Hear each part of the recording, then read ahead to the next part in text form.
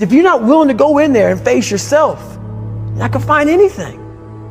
You're gonna live right here on surface, man, right here on surface. So if there is an ending to this world and there is somewhere to go and there's a judgment, you're gonna get there and you might see a chart. And that chart may tell you who the fuck you should have been. And now you get the rest of your life to think about that.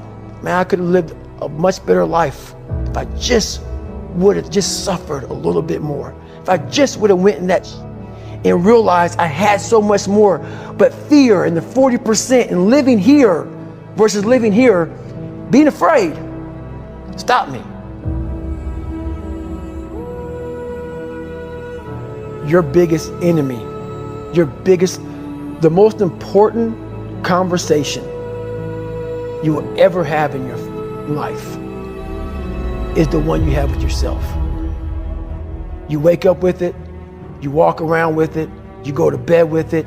Eventually, you're going to act on it, whether you're good or bad. You have to.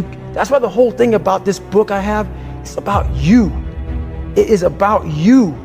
It's strictly about you finding who you are. So many people die, live 100 years, never fucking know who they are. Never know who they are. You have to look in that mirror and know there's so much more in here, man. Because I can literally right now be a 300-pound guy spraying for cockroaches still to this day.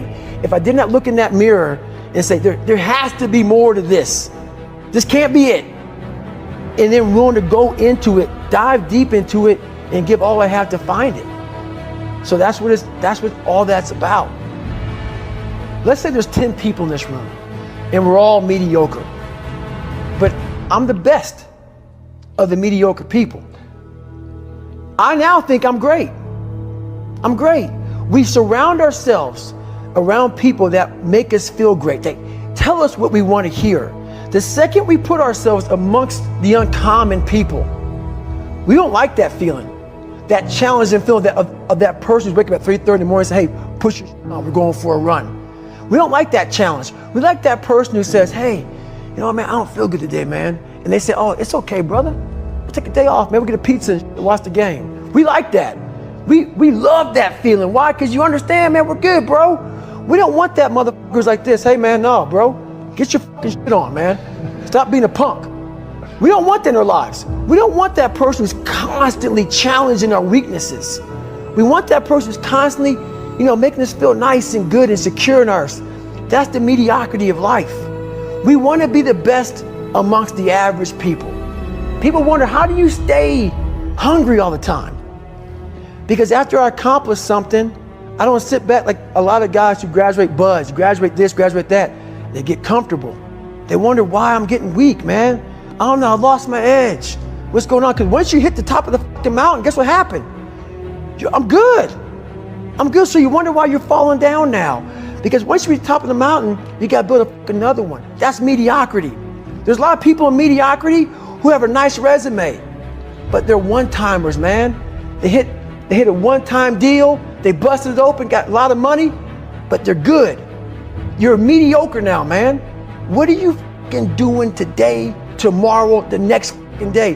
That's why I don't listen to theorists. I don't listen to all that bullshit. I listen to a motherfucker who's like this, man. What's wrong, man? I'm fucking tired, dude. Why are you tired? Because tomorrow, I gotta do the fucking shit again, man. Whatever it is that made me fucking nauseous and sick to my stomach, it made me hurt. There's no ending. And that's the person I listen to. That's the person who's gained knowledge. You gain knowledge through suffering. And on the other end of suffering is a world that very few have ever seen. It's a beautiful world because that's where you find yourself. You don't find yourself in over here. You find yourself on the other end. Like the 100-mile race I was on, I ran it for 24 hours. I found myself on the other end of that race. That 19 hours, I found, wow, there's a whole nother world out here that I've never even saw, but the world's in your mind.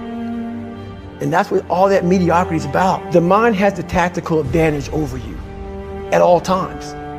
At all times of your life, the mind has a tactical advantage over you. Why is that? It knows what you're afraid of. It knows your insecurities. It knows your deep, dark lies.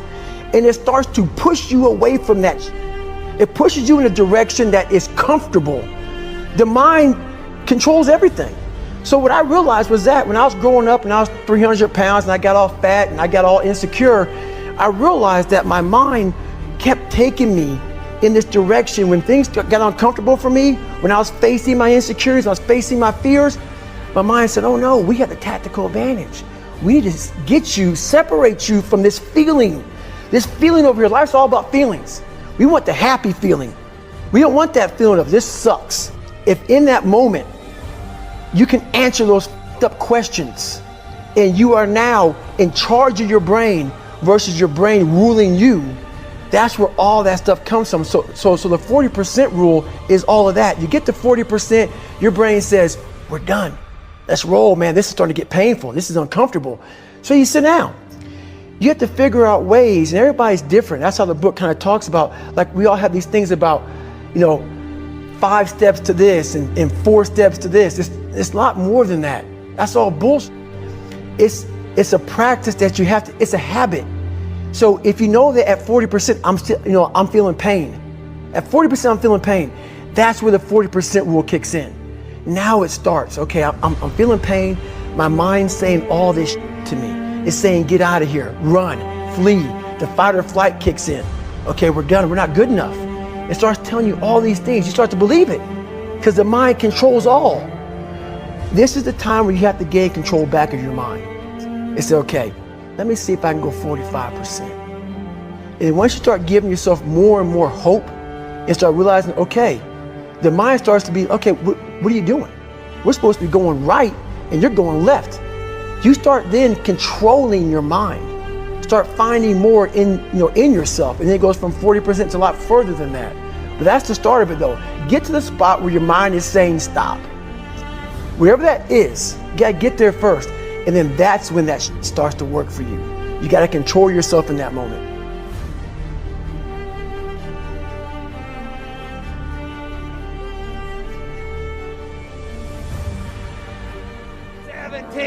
They don't know me, son. Get it. 18. They don't know me, son. Get it. 19. They don't know me, son. Yeah. 20. You got They some don't know more. me, Yeah. son. 21. Yeah. Get again. Come on. We want to see it. Good. 22. Who's gonna carry the boats and the logs? That's you, buddy. Come on. 23. Come on. 24. One more, David. Who's One more. gonna carry the boats? You're gonna do it. You're gonna do it. You're gonna do it. You did it. Yeah.